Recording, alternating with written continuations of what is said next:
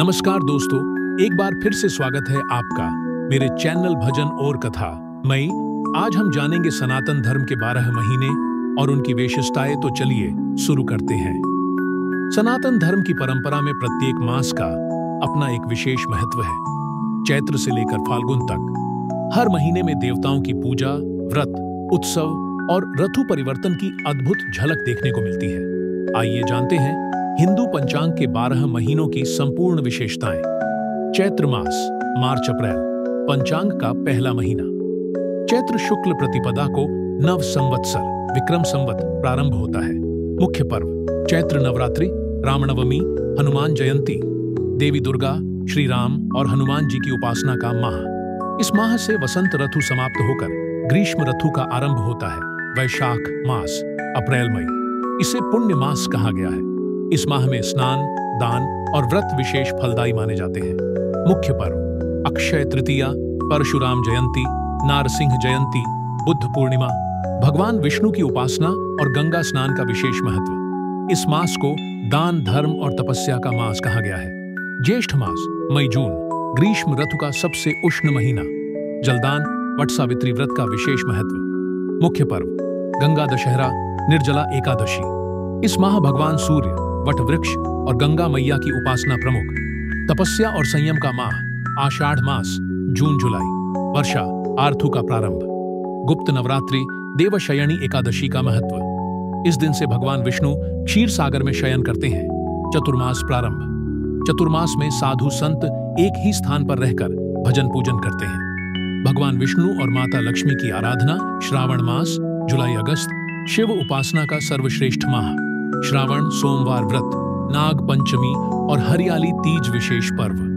रक्षाबंधन भी इसी माह में आता है। इस मास में भगवान शिव पर जलाभिषेक, बिल्वपत्र अर्पण विशेष पुण्यदायी। वर्षा ऋतु का प्रमुख समय। भाद्रपद मास, अगस्त सितंबर, हरित ऋतु और भक्ति का महीना।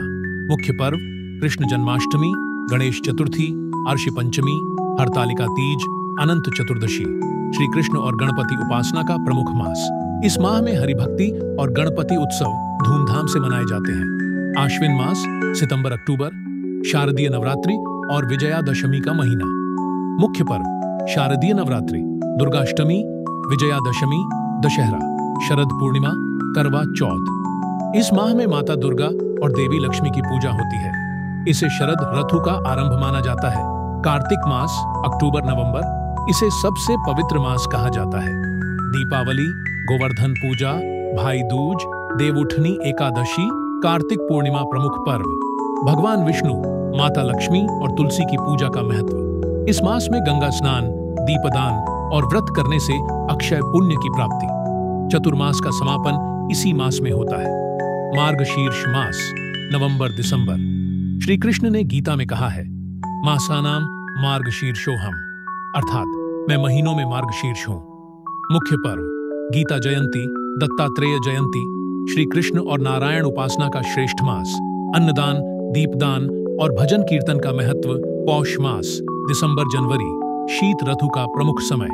इस माह में सूर्य उपासना और तपस्या का महत्व। मुख्य पर्व पौष पूर्णिमा, मकर संक्रांति कभी कभी पौष में आती है। इस माह में अन्नदान और गायत्री जप का विशेष फल। ऋषियों और तपस्वियों का आराध्य मास।